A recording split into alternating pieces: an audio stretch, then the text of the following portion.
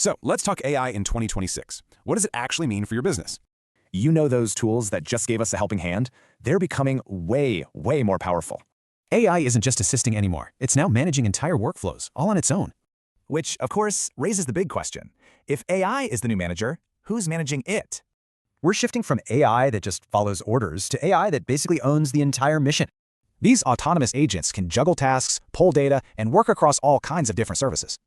And get this, AI adoption is soaring past 70%, but the rules to manage it are lagging way behind. This creates what people are calling AI slop. Basically, junk data in means junk results out. Which brings us to a crucial point. Good governance can't be an afterthought. It has to be built in. So, how do we do it? Well, there's a framework for this, built on 3 key layers. Okay, first up is policy. You have to set clear rules and decide who's accountable for AI decisions. Next up, process. This means building ethical checkpoints right into your development cycle, like a security scan. And finally, transparency. Make every single AI action traceable. This is how you build real trust. Because when people can see the why behind a decision, trust just naturally follows. It's that simple.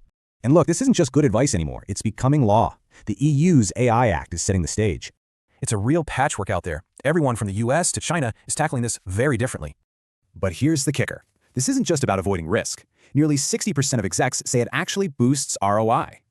Yep, companies that get this right see a real competitive advantage. Faster adoption, better outcomes, the whole deal.